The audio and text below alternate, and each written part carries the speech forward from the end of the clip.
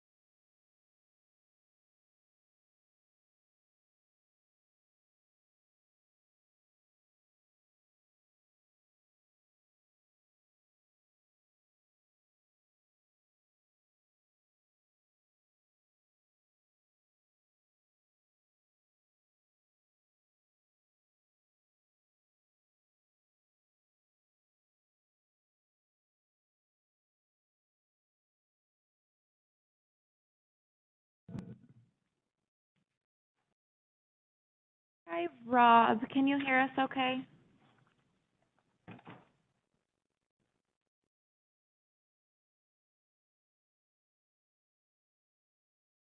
And Katie, good morning. Morning. Hi there. Oh, hi. I was able to unmute myself. I wasn't able to till now. So can you hear me now? Oh, perfect. Yes, hello. Just wanted to make sure everything's working. Okay. My video doesn't. Yes, thank you.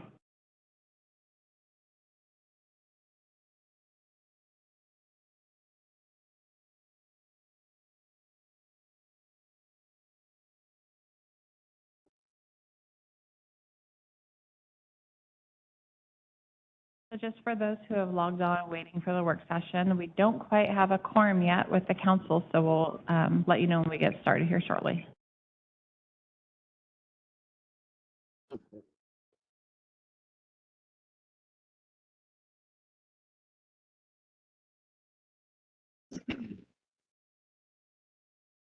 So Rebecca, I can't see the entire slide. I wondered if you could. It's cutting off the bottom. Yeah, no problem. One second here. We can keep going. I want to see the whole slide. Thanks. Perfect. Yeah, we can have it like that and then zoom in as needed, so it's a little easier to see for folks in the room.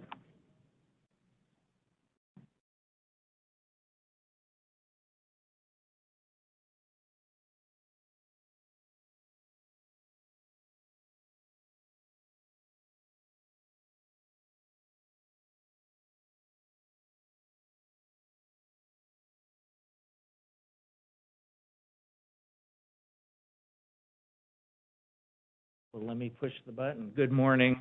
Sorry I'm a minute or so late. I'm not sure what's going on with the smoke or the traffic this morning. Downtown was gridlocked for some reason. So we'll call this is council time. This is our work session on the Lake Vancouver. Correct. I will set that aside.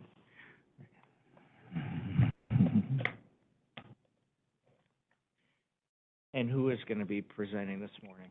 I believe Jeff Stumble is. And he's remote, I take it? Yep, good morning. Can you hear me? Am I?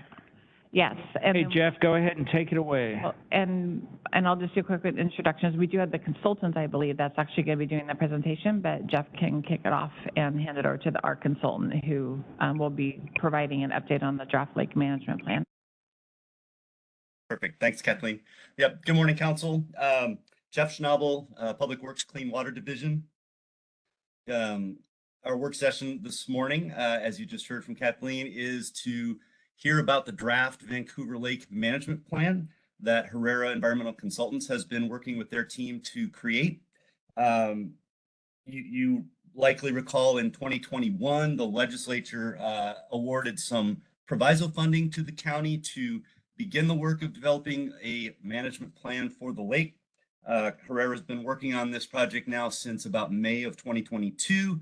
We're just wrapping up now in June and July of 2023. Today we've got Rob Zizette and Katie Sweeney from Herrera here today to talk to us about the draft plan and also begin collecting some public feedback and comment on that plan. I'll let them talk more about that. So thank you, Rob and Katie, for being here today. Thank you for all the work that your team has done to date, and we're looking forward to hearing from you. So I will turn it over to you all. Thank you. Well, thank you, Jeff, and thank you, Rebecca, for hosting this. I will be presenting all about the plan from the beginning to the end. And I'd like to first acknowledge our consultant team, Limnotech, that did the water quality modeling of the lake and the watershed, Kearns and West that did the stakeholder involvement planning, and Aquatechnics that helped with some of the management strategies and costing of those management strategies. Next slide, we have the agenda. We're going to talk about the project overview briefly, goals and objectives, and then the various plans within the plan. We have harmful algal bloom management, which is the primary focus of the lake management plan, but also we address noxious weed management, stakeholder involvement, how to fund all this management, and adaptive management, followed concluding with the next steps. Next slide, please. As Jeff indicated, this project began in 2021 with the $150,000 appropriation. Our county proceeded then to select Herrera to design a process for developing a plan. Well, we propose to do more than design a process, but to actually develop a plan. So within this plan, we developed a process and the plan itself for you to review and comment on here within the next week. Okay, next slide. We immediately formed a technical advisory group that ultimately grew to 30 people listed here, including county staff, city staff, port staff, state departments staff, legislators, etc., including environmental groups and various lake users that I would like to thank for their attendance to our 7 TAG meetings and to all the great, wonderful input that they gave us along the way to get us where we are today. Next.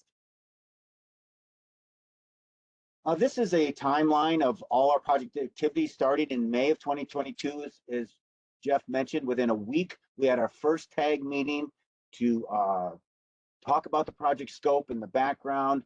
We ended up proceeding to prepare a work plan as it was required in the request for proposals to be completed by the end of June. And we did that. We completed the draft plan, but then continued to work on it the rest of the summer to finally publish it in September of 2022. Up to that point, we'd also had a public meeting. Hopefully some of you came to that as well, to describe what our approach was going to be for developing this plan and to learn more about your issues and concerns about the lake as well. Then moving into the fall, we started looking at long-term funding options once we had identified some feasible lake management alternatives as part of the work plan. And the model then was developed over the winter, both a hydrologic component and then water quality component based on EPA's public model. And we used that model that was based on 2011 and 2012 detailed research that USGS did on the lake to predict the effectiveness of these various HAB management techniques, these harmful algal bloom management techniques. We used the output from that and the cost estimates that we developed for each of these strategies to do a cost analysis to ultimately pick a series of techniques for a recommended scenario to manage the various aspects of the lake in the future. We've published a draft for the TAG to review, and we've addressed their comments, and now it's out for the public review. We'll encourage you to all get your comments in by the July 26th, I believe, and then we'll publish a final version 1 of the Adaptive Lake Management Plan by August 4th. Next. We developed a problem statement early on with the work plan, and it's stated here, identifying the unique and important features of the lake, along with the primary impacts that we were addressing, that we do address in this plan, which are the harmful algal blooms and the aquatic invasive plants that require a sustainable short-term and long-term management objective strategies. The graphic on the right is a map of the lake and the water that's flowing into it from the Flushing Channel to the west, Burnbridge Creek to the southeast. Salmon Creek flows into Lake River, which connects Vancouver Lake along its 7-mile length to the Columbia River to the north. This is a graphic. The pie chart is USGS water budget showing both the blue flowing in and the purple flowing out, or vice versa, I think it is. Yes, I can't read it. Is that really 90% of the water flowing into Vancouver Lake is backing back up into the lake from Lake River and those nutrients associated with it. That's an important understanding, a very unique feature of this lake, that where the outlet channel is actually importing most of the nutrients that's fueling the algal growth in the lake. And with that information, we took that forward. Oh, the bottom graphic on the left is just the bar charts of the toxic microcystin that's been measured in the lake since 2007, and the red bar showing those samples that exceeded state guidelines and ultimately resulted in health advisories and closures of the lake. Next. So we went to develop the goals. The goals of this plan are threefold. 1, to reduce HABs, the impacts of HABs. 2, reduce the impacts of aquatic invasive plants. And 3, to identify other important lake issues that are affecting public use and ecosystem function to move forward with. And within each of these goals, we developed objectives, for the first 2 anyway. For the HABs, we developed overall objective to reduce cyanotoxin concentration so that they wouldn't exceed guidelines by more than what is required by the State Department of Ecology to list the lake as impaired. And that's twice every 2 years, but also numerical criteria so that we can gauge the effectiveness of these solutions based on the 3 trophic state parameters. We use these 3 parameters as limnologists to measure the amount of algae growth, primarily as chlorophyll A. That's how we measure the amount of algae. Total phosphorus we use also because that's the primary nutrient fueling algae, and it's the regulating one that really drives their biomass. And then lastly, Secchi depth, which is a measure of water transparency, and it's primarily affected by the amount of algae suspended in water, but in Vancouver Lake's case, there's also suspended sediment in that too that affects the water clarity. Moving on to invasive plants, we had 2 objectives, one for submersed noxious weeds of covering less than 5% for each of the 2 species of Eurasian water milfoil and curlyleaf pondweed that are present in the lake, and then also a goal for emergent plants that grow along the shoreline. These are noxious weeds that are required by law to be controlled, that include purple loosestrife and yellow flag iris. And then lastly, to prevent introductions so we don't have new weeds that take over the lake, and to have a program to prevent those introductions that actually we expanded to include invasive animals as well. So let's move on to the next slide.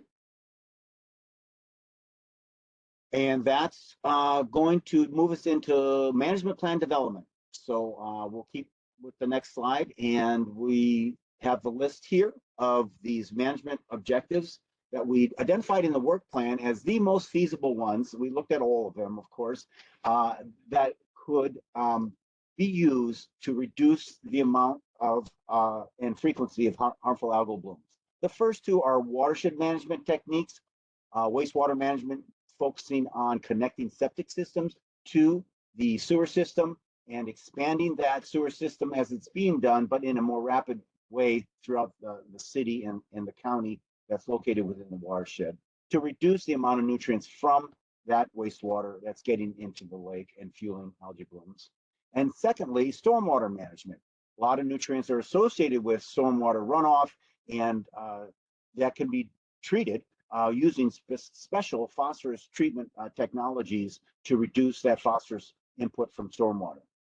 The next two are hydrologic manipulations to reduce algal blooms. First being Lake River Dam, that would be to build a dam near the head of the river, just downstream from the lake, that would reduce that backflow, that 95% of water flowing back into the lake and the nutrients associated with it, of course. But it also would raise the lake level during the summer to reduce sediment suspension from wind events, to reduce the nutrients loading from that.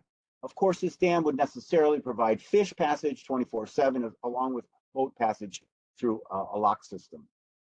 Next, we came up with the flushing channel enlargement. That's been conceived for a very long time. In fact, modeled by another consultant for the Friends of Vancouver Lake, showing that picking their preferred alternative of expanding these two 6-foot culverts into one 100-foot wide, 10-foot high box culvert would increase the amount of water flowing into the lake through the flushing channel from the Columbia River to both flush algae out, but also an increased water clarity and bring in lower nutrient concentrations into the lake. And then next, we came up with floating wetlands. This has all been, by the way, analyzed by the partnership, the Vancouver Lake Watershed Partnership back in the day, where Jeff and I worked on. And floating wetlands was one of the alternatives also considered then. In this case, we focused more on using floating wetlands as wave breaks to reduce the sediment suspension. They also do uptake nutrients, but it takes a large surface area to have a significant amount effect on that. But we designed a floating wetland system specifically for breaking the waters and reducing suspension, much as they do down in the Louisiana Bayou to reduce shoreline erosion with floating wetlands. Now, next comes the phosphorus inactivation. This has been used probably most extensively for controlling algae growth in Washington lakes or throughout the world, frankly. And aluminum sulfate is used in drinking water treatment, but also very effectively in inactivating phosphorus. The aluminum binds permanently with the phosphate ions and steals it from the algae, so the algae can't grow without that phosphate. There's a newer product made of lanthanum modified clay, kind of a bentonite with a lanthanum, which is also a 3+ cation metal that will also permanently bind phosphate. Using either one of these that could strip both the phosphate out of the water column and bind with the active phosphate that's being suspended and or released from biochemical reactions and biological activity in the sediment. Then lastly, of course, there would be a traditional algicide treatment. There's 2 algicides that are approved for use in Washington and that have been well studied and shown to be effective. We picked one and expected that it would take a whole lake-wide treatment, probably twice a year, because the algae will regrow within a month or so after a treatment to adequately reduce the HAB conditions in the lake. And then our last technique is really all just focused on noxious weed, to use, continue to use the Procelicor, which is a great new herbicide that's was proven to be very successful on Vancouver Lake, but also to address the curly leaf pondweed that's coming on now with a different herbicide. It's actually Galleon, that's a typo there, it's not phycomycin. But anyway, to move on that, as well as control emergent plants, the purple loosestrife and yellow flag iris, as I had mentioned with glyphosate, which we would expect to occur on average every 3rd year. You don't have to treat every year for these weeds, but it would probably be a little bit more frequent initial and then less once the populations are under control. So those are the management alternatives that we considered for HAB and noxious weeds.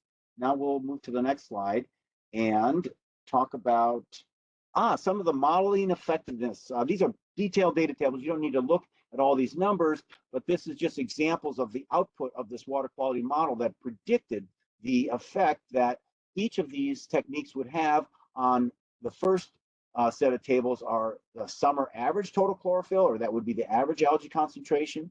The middle set of tables are on the maximum cyanobacteria concentration.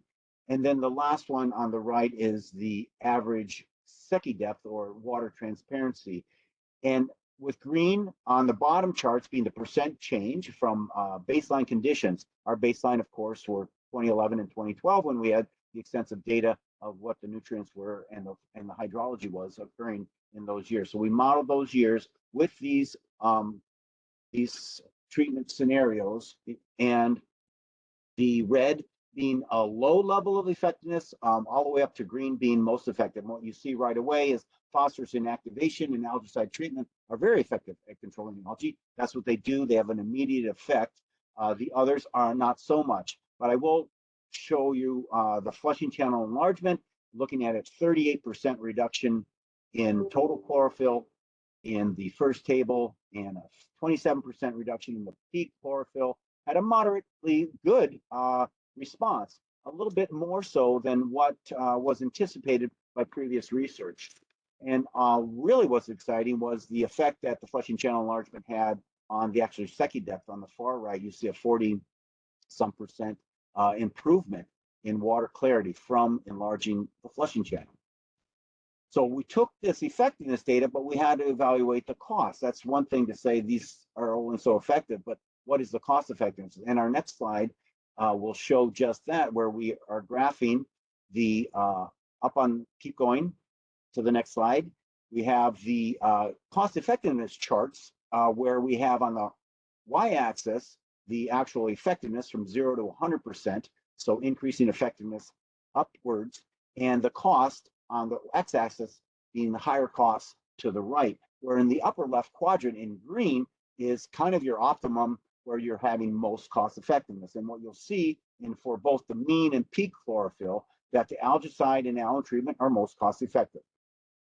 But secondly, for chlorophyll management, the flushing channel and the Lake River Dam did pretty well. And for some reason, the stormwater management didn't do so well for mean chlorophyll, but it did reduce the peak chlorophyll. So those were three good options for reducing harmful algal blooms. Would be the flushing channel, Lake River, and stormwater management, second to the alum and algicide treatment. And then also, interestingly enough, the flushing channel down for the Secchi depth on the bottom graph came up to be most cost effective for the water clarity, as you saw in that effectiveness table preceding this slide. Then lastly, the lanthanum is effective on the far right, on the upper, but it's also very costly. It's much more expensive than the alum. And then wastewater management also did not fare so well in either case, is on the bottom right quadrant, as being a costly and not very effective means for controlling algae in Vancouver Lake. So we took this information and moved on to the next slide, which is our HAB management plan. So from this cost-effective analysis, let's talk about what we're recommending. So what we're recommending after all this year of analysis, in the next slide, our primary technique is for the flushing channel enlargement. We selected and prefer that as a long-term solution for HAB management. Yes, it's not quite as effective as alum and algicide, but it is a more sustainable, less risk to non-target biota from the chemicals, and it also has a less amount of ongoing management. It can be constructed and then just operate in and of itself with minor, maintenance of the gates, etc. The gates would allow for fish passage and actually prevent backflow back into the river through the culvert. It was preferred over the Lake River Dam because it had a similar level of control and is less expensive and likely more feasible to permit. Building dams is not that easy to do these days, particularly on some amount of water, such as what we have here in Vancouver Lake. And it would be much simpler to construct in a shorter period of time. Also recognizing the cost effectiveness is likely even greater than we look at. I forgot to mention in the previous slide, but those were average annual costs based over a 20-year period that we selected to compare each of the alternatives. In reality, the alum and algicide treatment costs would be continued beyond that 20 years, whereas the flushing channel and the dam, for that matter, would both last much longer than that. So if you average it out over a longer period of time, the actual unit annual costs are much lower for these structural solutions. We budgeted $32 million to make this happen in the 20-year period. Next slide. Tab management, we also recommend to continue with watershed management, not to do the large investment that we had originally looked at for reducing 35% of the nutrients coming from septic systems and stormwater or so, but to at least provide a nominal amount of money each year for the lab manager to help promote existing programs. The city and the county are continually improving their environmental systems by connecting septic systems and treating stormwater. And we are recommending that to help promote and enhance these existing programs where possible with separate funding, for a septic system, for example, by improving the prioritization methodology, using more science to identify where those systems are really a problem, to revise the design codes to improve the function of new systems that are being constructed or eliminated, and then to increase financial incentives. That's the biggest problem with the septic system connection problem is once the sewer is extended, people don't have to connect and they have to pay to connect, and that can be a disincentive. Moving on to stormwater phosphorus, that treatment can be enhanced by simply declaring the lake as phosphorus sensitive. And by doing that, both city and county codes can be rewritten and policies changed to require phosphorus treatment, not just basic treatment, but phosphorus treatment for all stormwater runoff in new developments and redevelopment projects throughout the watershed. And to prioritize this watershed within the county's overall basin for green stormwater infrastructure retrofits. Next. Before you move on, this is Amber. Emery, can you repeat what you just said about the treatment? It didn't come through all the way in the council room. But You said phosphorus, Council Marshall. specifically, it was declaring the lake, and then I didn't catch what was after that. Thanks. Yes, we declare the lake as phosphorus sensitive and thereby revise our policies, city code and county code policies and codes to require phosphorus treatment for stormwater, not just basic treatment, which is down. Some phosphorus treatment is required now, but we would increase the level of treatment throughout the city and the county by declaring the phosphorus sensitivity of the lake.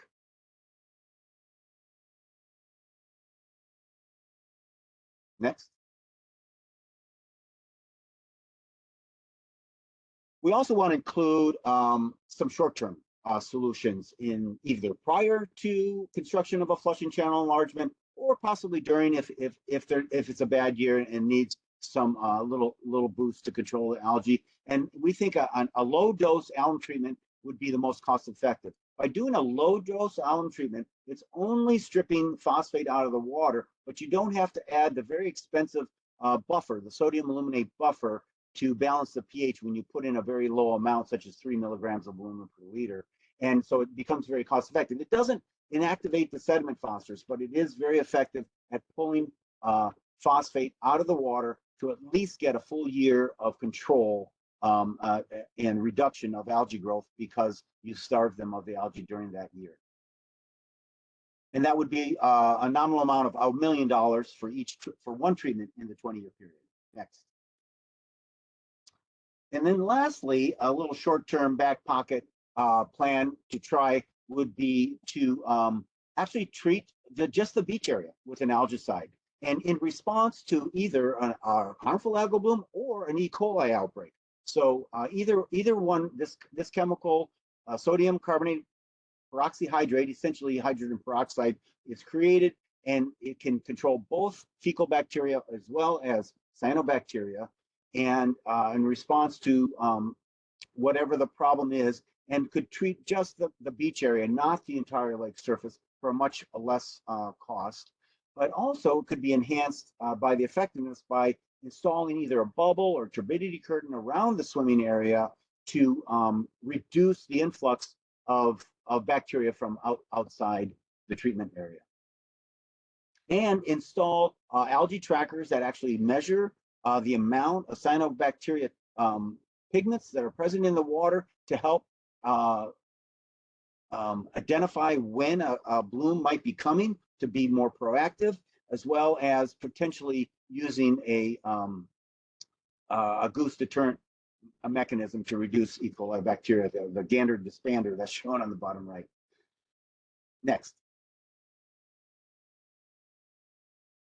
Of course, not last but not least, would be to have establish a routine long-term water quality monitoring plan. Been very fortunate to have the data collected by WSU researchers, including Katie Sweeney here, that have collected the data over the years and learned a lot about the lake, along with the USGS intensive study. But we're recommending a routine established program for the long term to be able to track the changes and fill, and without leaving data gaps in between these various studies with different methods. And they're using all these routine parameters that are done for many other county lake programs. King County and Snohomish County have this is be modeled after that, measuring the same thing. In addition, though, to continue with the phytoplankton and zooplankton analysis, that's very important, as it's been shown by WSU, to continue that analysis to track, primarily to provide a baseline, but also to track changes with time, so we can use data to measure the effectiveness of these management options. And we've also included budget for special studies, yet to be determined, but potentially to improve model accuracy, to increase our understanding of what's causing the HABs, and to investigate other lake concerns, which we also identified in the plan. Next. Okay, noxious weed management. There's Eurasian water milfoil. It can look beautiful in the picture, but not so beautiful in the lake. So let's move on to the next slide. And we'll talk briefly about noxious weed management, the first being submerged noxious weed. These two graphs show in 1 year's time in the green dots on how fast Eurasian water milfoil is spreading in Vancouver Lake. We're fortunate to have the Friends of Vancouver Lake get on it, and even more fortunate to have a new herbicide, Percellacor, that just was approved by the Washington State Department of Ecology as being very slow, quick acting, and very low toxicity, which proved to be very successful in Vancouver Lake, which is important with a lake this size to have a quick acting thing, and it did very well. We continue to promote that. We're also lucky that we had an invasive aquatic vegetation management plan prepared by the county a couple years prior to us developing of this plan. We just expanded on that information and selected herbicides and improved the herbicides for that were recommended as part of that planning process. In addition to the milfoil, curlyleaf pondweed is still has become a weed that's of concern. So we would treat that if it exceeds a threshold of 2 acres within 2 feet of the surface. And other noxious weeds, if they're observed during the surveys, would be identified and come up with a plan, potentially by removing physical techniques such as diver hand pulling or suction harvesting that can be done with smaller populations that are new infestations. So we have a budget of about $300,000 for submerged aquatic weed control over the 20-year period. Next. The noxious weed part. The integrated aquatic vegetation management plan did not address emergent weeds along the shoreline, but they are present. They have been controlled in the past. They're not very well documented. We aren't sure exactly where they are, but it's not thought to be a very extensive growth, but they're required by the state to be controlled, at least for purple loosestrife and yellow flag iris. So we recommend continuing with that. Glyphosate is a very common product that's very effective for those plants. It would be sprayed in one day from an airboat, at least once every 3 years on average over the 20-year period. Might also require some upland populations by access from ATV in the land. That would take a couple more days, but really with a budget of only $50,000 for 7 treatments in the 20-year period. Next. In addition, of course, moving back up, we need a good noxious weed reporting and AIS prevention plan. So annual reports would be prepared, the weed maps would be prepared showing what was treated, evaluating the effectiveness, both pre-treatment and post-treatment surveys with density maps showing the amount of native plants as well as noxious weeds that are present in the lake. And in addition to that, to prepare an aquatic invasive species prevention plan, addressing not just noxious weeds, but also animals. And this really requires educating the public on not to throw their aquarium into the tank and to clean their vessels and their equipment prior to stepping into the lake. Whatcom Lake is used as a model here. They've done a wonderful job over the years at developing a AIS prevention program that's been very effective at reducing the introductions and of invasive species. So we have a budgeted $200,000 for the mapping and reporting, and then $250,000 for the AIS prevention plan. Next. Stakeholder involvement. I'll talk about that briefly. We have one slide that follows. It we had a couple lots of meetings with the TAG group in this set and a couple of public meetings, but definitely it's recommended to increase the level of stakeholder involvement moving forward, including a couple public meetings every year, tribal engagement meetings, small group meetings, multilingual communications for not just on the project website, but using social media, newsletters, listservs, and news channels. Engaging the lake community and building support is the goal of this stakeholder involvement component of the plan. It's important to, one, help shift the thinking of the lake as being towards a real asset to be used and enjoyed by all by all members in the watershed. And creating more opportunities for public involvement and using guiding principles to engage the various stakeholder groups, using at a budget of over $200,000 per year. Next, please. Funding. Our plan obviously has to address how to fund it. We looked at the budget that's in the next slide, and it came to a total of $45 million for all these various components over a 20-year cost, or about $2.2 million per year, most of which is targeted towards HAB management, but also addressing both the noxious weed and stakeholder involvement and administrative costs. The TAG thought it would be tough to put a tax out there, but it also would be tough to get legislative appropriation of that amount. So we're recommending to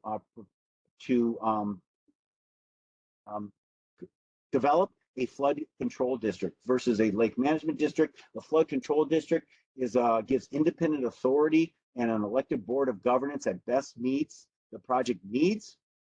And it does have a risk of failure, as any type of district would, for people voting against new taxes. But the tax burden appears to be relatively low, at about 1% of an average city resident at 5 cents per hundred for $1,000 assessed value.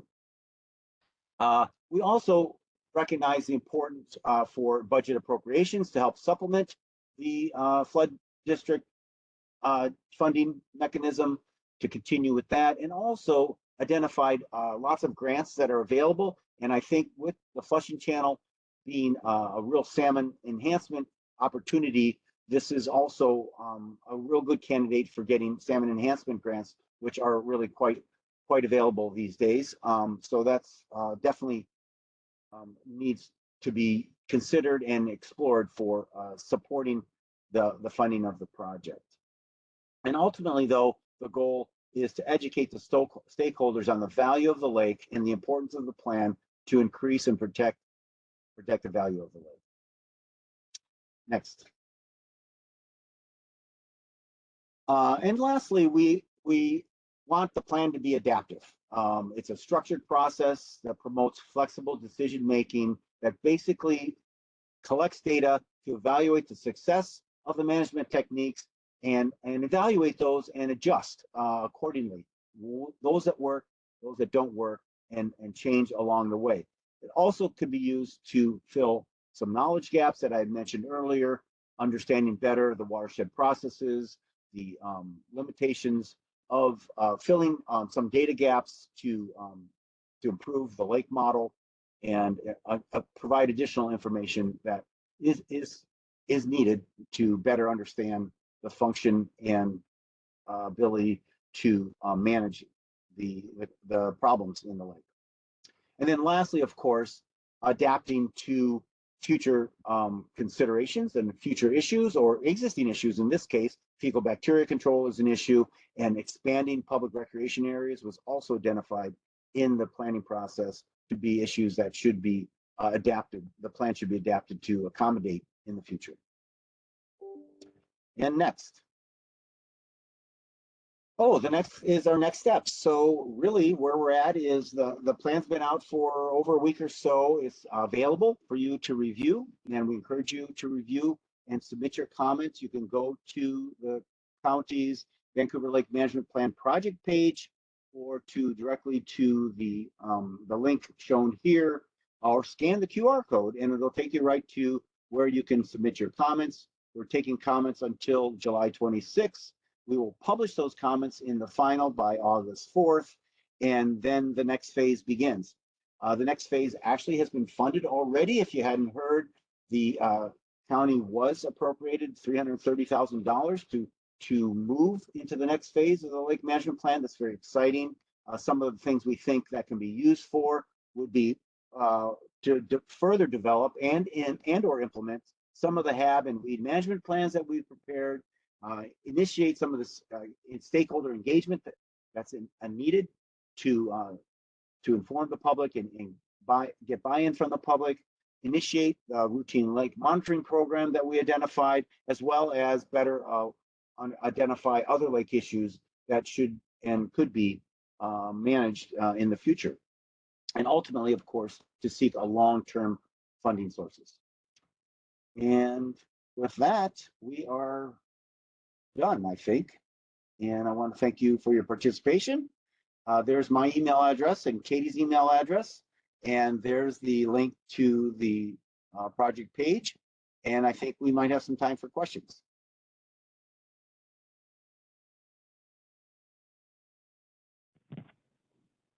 So I'm not sure how formal we're going to handle this with the, we don't have any other presentations, correct? Friends of Lake Vancouver not presenting, no one else is presenting, correct? That is correct. Okay, and typically we don't have open discussion, but I think that may be handy. Let me just start. So thank you for the presentation, and I think this is great work, but I don't want to sound negative. You know, when we start talking about adaptive management and some of the slides that you ended up on, that's really the crux of a management plan. We can have a great plan, but who's going to manage it?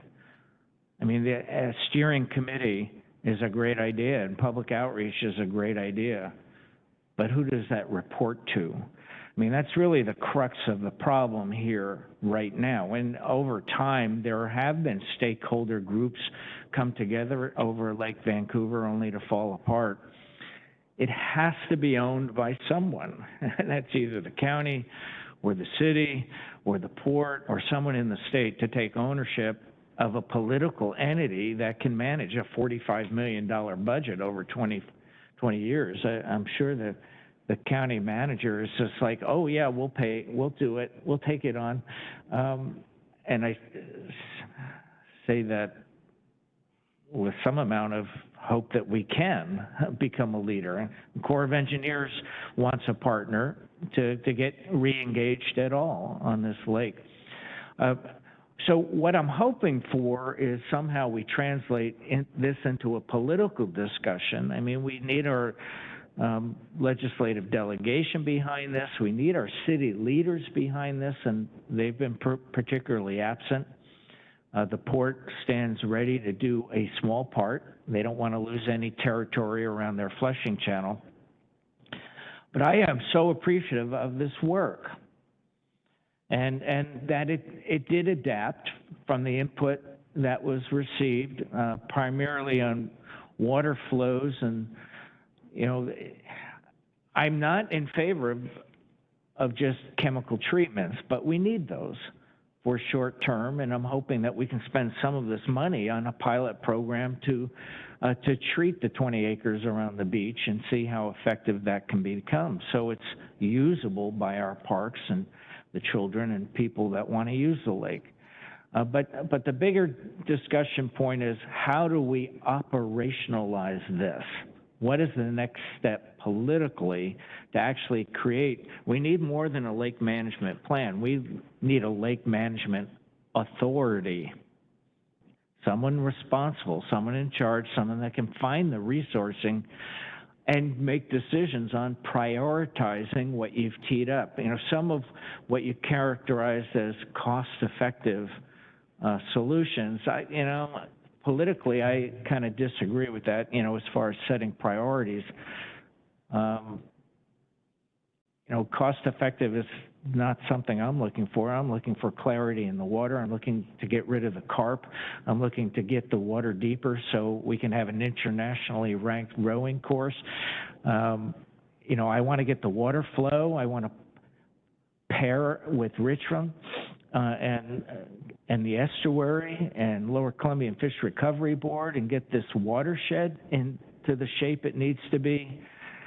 And we can, and all of these are stovepipe jurisdictions right now. So the lake management plan is something we need to coalesce under an authority. And that's where I'm hoping we can figure out the next step. And I'm hoping this money on the RFP can not only move forward with additional fine-tuning of some of this planning, but how we actually create the authority to manage this, to manage the plan, to operationalize it. So those are the real political challenges I see. We've studied the lake before. Other people have studied it. Lacamas Lake's gone through the same process. Every 20 years you study it. Well, we need to take action at some point, and that's the point I want to get to. Having a lake management plan in 2 years, I want a lake management plan now. What I want within 2 years is to see the lake clarity improve, its depth improve, the flushing channel already fixed. I'm on a different timeline than what you've teed up here. And so that's my challenge on how to figure out how do we get this operationalized. Sue, did you have any comments? So we did have a hand, and I would propose that we do have people step forward, and if they have something they want to ask or say, that we allow that. Yes, so part of the process in the contract, it did say about doing public testimony, a public meeting, and the work session request. So yes, that's all in for today. Okay, did you have any brief comments? Otherwise, we'll get right to it so we don't get too late on our work sessions. Yeah, well, I had several questions, but I think the jurisdictional authority was one of the main questions that I had, and it seems that there are already some jurisdictional authorities. There's the regional wastewater treatment plant, and the county, I guess, is responsible for storm water. So I think there are some jurisdictional authorities that are doing components of this, and so I'd want some clarity on what the county's role is, the treatment plant and the city of Portland, or if they have any jurisdictional authority in this. And so that's one question. I can just rattle off my questions and somebody can answer them for me at some point. And the phosphorus sensitivity declaration, I'd like to know how that happens, because if that's a step towards more accountability by whoever the jurisdictional authorities are, that I think would be something to pursue. The noxious weeds, I think, is it that something you can't, there is no eradication strategy, it's just something you have to control over time and stay on that. You know, the flood control district, I would be interested in what the charge of flood control districts are and how reasonable that might be as a strategy to go forward. What else did I have? Oh, and then also with some of these treatment scenarios, I'd be interested in what impacts or what threat there might be to other aquatic species. And I think for me, controlling blue-green algae throughout the lake is a highest priority because that poses such a public health risk throughout the lake. So I think just treating the swim area wouldn't be good enough. I think you need to treat the whole lake.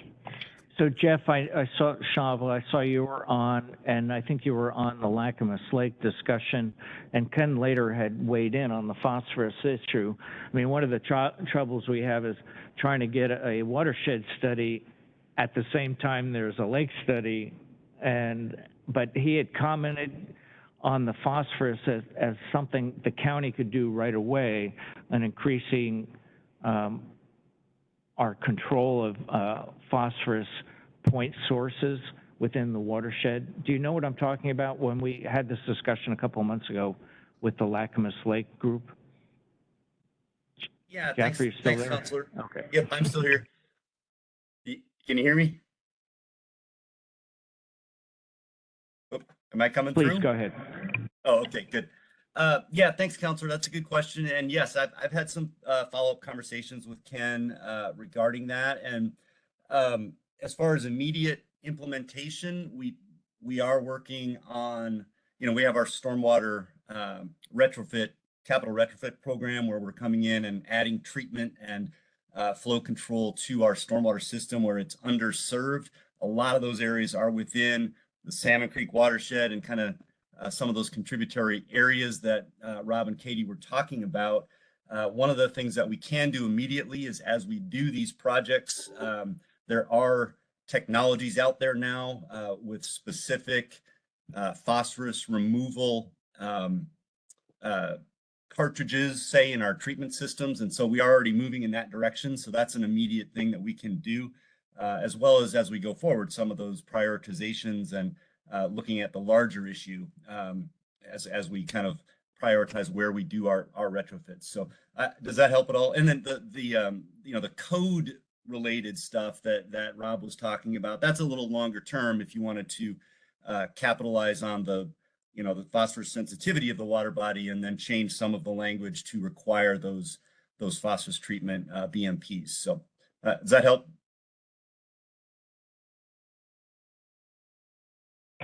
Thanks. So do we have a sign-up list for people that wanted to speak, or we're just going to do it by a show of hands? Eric, Show of I've hands. got a Show couple of hands will work. questions. Yeah, can you hold off on that? Let's get to the public because we've only got limited time. So do we have a sign-up list or? No, they can raise their hands and come up, or just come up to the mic right. Sure, go ahead, please. Go ahead and step up and at least tell us who you represent, or if you're just speaking on your own behalf. I guess I represent a concerned citizenry. I live above the lake, and our property has fantastic views of the lake. The only way that I learned of this meeting was an article in the local newspaper. And so my question is, and particularly with respect to the comments that are being solicited for the plan, how is the plan being distributed, and how is the general public being made aware of the plan and the period of time to make comments, which is now rapidly evaporating? I guess there's a week left. So we did have the webpage URL up a minute ago by the consultant. So who wants to answer that? I think the consultant and Jeff, since they're the ones that are managing this process, they can share how they've gotten this information out. Yeah, I could speak to that. We did over a week ago on the website and did our best send out social media and emails to constituents to educate them about it. But as you said, you found out about it in the newspaper. That's great. So people found out about it in different ways. You still have a whole week left to submit your comments. And you know what? If you need to submit them afterwards, that's fine. We just won't be able to get them published in the final product. But they could be submitted and reviewed at a later time if you aren't able to make it in this next week period. Can we extend the comment period by a week? Yes. And also, sir, we've been distributing it to all the stakeholders that were on the group. But do you have internet connectivity? Did you see the URL that was on the screen earlier? Oh. Do we have anything in the room that can be handed out that at least can advise people where to go to get the plan?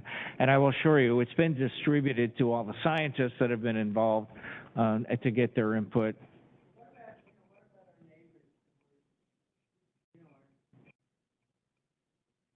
I'm sorry, you know, like our neighbors were really very, very active in some of the early efforts to raise money for the lake and everything, and I think there's just no communication.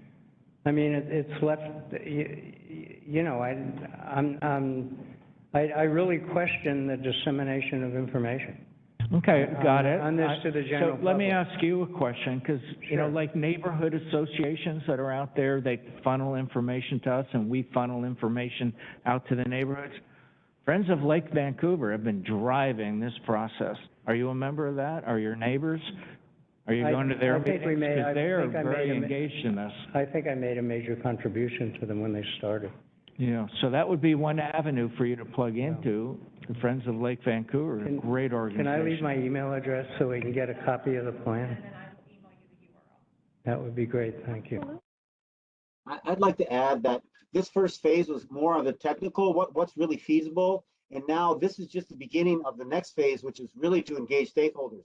Nothing's been decided, nothing's been funded.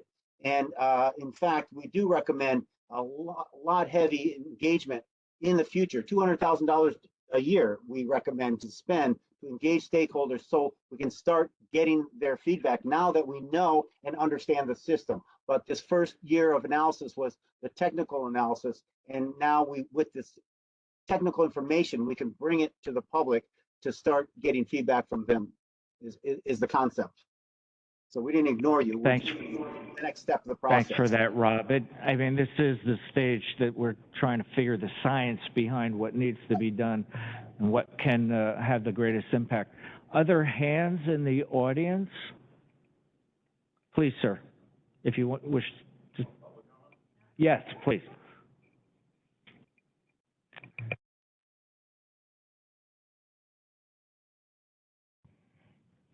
Morning, my name is Ken Imsey. I'm board chair, Friends of Vancouver Lake. My comments were submitted to Rebecca yesterday, late afternoon.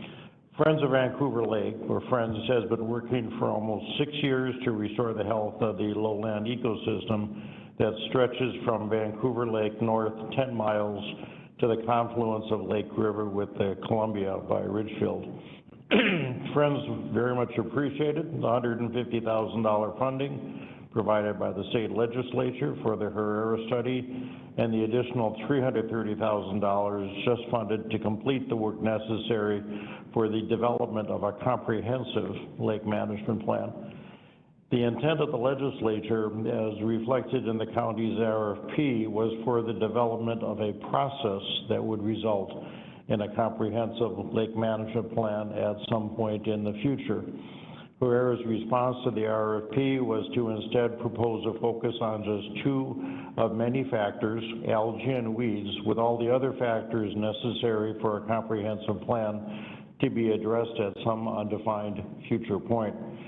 Herrera was responsive to the guidance provided by the members of the technical advisory group, of which we were a member, or are a member, and expanded their initial primary focus of using various chemical applications for controlling algae and cyanobacteria in the lake to include construction of physical facilities with the potential of providing additional water quality benefits.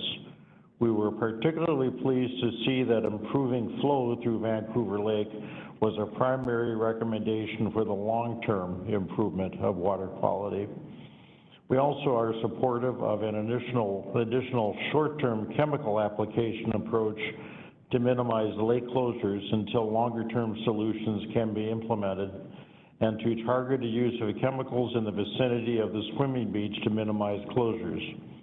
Recommendations for weed management appear to be well conceived and hopefully can be implemented in the near term.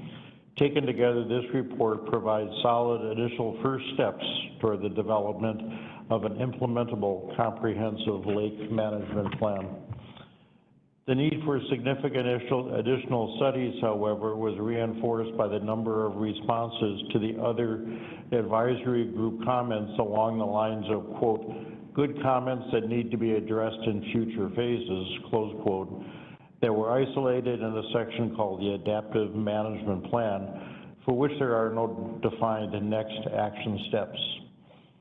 Friends strongly urges the council to put the new $330,000 funding from the state out under an RFP that specifically states the expected outcome. May I have another 30 seconds? That specifically states the expected outcome of the next 2 years. This RFP should be structured so that eventually the comprehensive lake management plan can be the foundation or building block for seeking state and federal infrastructure dollars. This expanded plan would provide significantly more detail regarding capital project feasibility, alternatives analysis, purpose and needs, and could be the springboard to start the process for federal and state infrastructure funding request. It's vitally important that the scope of work for these funds be thoughtfully crafted. We hope that the county recognizes and appreciates the value that Friends of Vancouver Lake has provided to date, and we would be pleased to be part of any process to help develop that plan.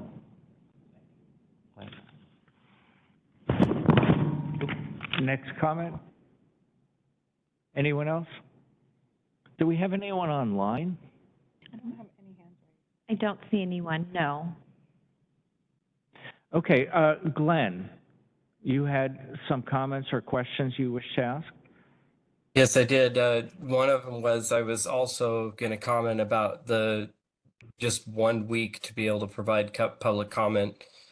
So I think at least a week extension would be a good idea. You know, I didn't know that we could publicly comment on this until just this morning. So anybody that's not completely dialed into this is not going to be aware. So I don't know how we plan to spread that around the community to try to garner some public input. One of the things that I would be interested in, and first of all, I want to, this is fantastic. This is better than I had hoped for. To be able to really see an exhaustive list of the options that are available and how we can get there to make it a much better functioning, healthy place for our community. But I would like to see a little bit more, if we can, potentially on kind of bang for your buck, things that are effective, that cost less, and I also, one of the things that I was curious about is I kind of saw piecemeal everything in a budget. I didn't really see anything lumped together, total if we went with all different options, or, variations of we did this, we did that, that type of thing. I'd be curious, I just been going through those slides. I don't really know what all those figures amounted to, and whether we, would consider, if we did go to the voters, would we lump all that together? I think that the figure that you gave us, which is around 5 cents per 100,000, that's probably only just the flushing channel, I'm assuming. That's the entire package? Yes, Oh, okay. That's good to know. It's just a working budget, Glenn. It's just something to kick off starts. Just Yeah. keep the magnitude. Yes. So to alert you to the magnitude, this stuff's not cheap. It's going to take a bit, and obviously we're the breakdown's in the plan. I just only had a few minutes to give you the summary here, but you'll see the details in the plan. Great, and I just want to say, like, how much I appreciate, though, that we included all the options and not just what originally was asked for. So that's, I think, been very, very helpful for us. And I'm looking forward to the conversation of figuring out how we can get this to move forward in terms of, like we talked about, taking ownership. Yeah, and I'd love to Okay, comment. Madam I just wanted to add to, for especially the counselors who are newer to the council this year, the original budget appropriation from the state had very specific guidelines, and the original dollar amount was to develop a process for implementing and drafting a lake management plan. So the consultant, that was part of their work, and from what I'm seeing, and Jeff and the consultant can certainly correct me if I'm wrong, that the items is like kind of like the low-hanging fruit on the pre-implementation, and so they maximized on that to actually take it beyond just the Vancouver or the lake management plan. And now is when the real discussions start happening of what can we do, what makes sense as part of that plan, how do we engage more people, prioritize funding, all of that. So there's a lot of work to do. This was phase one, and honestly, I don't remember all the specifics from the new funding that's coming down from the state. But we'll be looking at that to make sure we're within that parameter as well. So, yes. I just have a quick comment. I was wondering if it's possible to notify everyone who is around the lake who may not have been dialed into this process. So if we have an additional week to comment, then there's a little more time for outreach. So we can talk with Jeff offline. We can start, we can use GIS records for notification. We can do another press release. That's how it ended up in the Columbian, was the press release. So if we need to continue hitting the different markets, we can figure that out. Right, and the Friends may have a good list to work from too. Yeah, so a couple comments on that as we wind down. One, it would be great if we could hang these slides somewhere on our county webpage that people could actually view them. I believe they're online now. And the other is using our existing neighborhood associations that are touching the lake or in and around the lake, or all of them, because we have a few lakes in the county, and it would be good for the public to see, the neighborhoods to see what we're giving our attention to. I do thank Herrera. I think you were the right consultant on board, and we, to Kathleen's comments, we did have very strict guidance from the legislature on how to spend the money, and we need to do that. And hopefully we will get to operationalize, which is in my wheelhouse, to try to move this forward. And I'm very grateful that we're even having this. I mean, I think between the port, between the city, between DNR and ecology, everyone's kind of just said, yeah, we own the surface of the water, or we own the lake bottom, or we own the park, or we own the Flushing Channel. But everybody's so disconnected, and that's why we need an authority to operationalize a plan, and we're going to get there. So hopefully, and the comments that were made about the RFP and what we should have in it, dead on. I fully support that. I'm disappointed we don't have all 5 counselors on, but just the fact that we're having this meeting with the manager and deputy manager and at least 3 counselors, I think is a great step forward. You've teed up all the issues that we need to address, and I will just also add before we close, you know, I just recently had a meeting with our local congressional leader about this very topic. All along I've been, and her predecessor, I've been trying to get the Corps of Engineers engaged. We need them back, you know, from the sandbar. I mean, it all starts with the dam and the river flows and the bottom and the flow of water and the Flushing Channel being underbuilt. But we need the Corps here. We need the feds to come in and help. So that's an ongoing action, at least behind the scenes. I'm trying to get some congressional interest. in Lake Vancouver, because we need them back. And the Corps is looking for a partner, and I'm hoping we can be it, at least putatively, as we build this lake management authority and plan. Any last comments by a counselor or anyone in the audience or by the consultant? Otherwise, we do have other meetings the council needs to get to. Anything further? So thank everyone for your interest in coming, and especially the Friends of Lake Vancouver all along for kind of pushing us to hopefully find some good solutions. And a last thank you to our legislative delegation. They made this happen with this money. It was vital, and it's going to be vital again. And so my personal thanks to them for standing up for our lake and our county and having the legislature give us, pass this money through us. All right, with that, we'll go ahead and adjourn.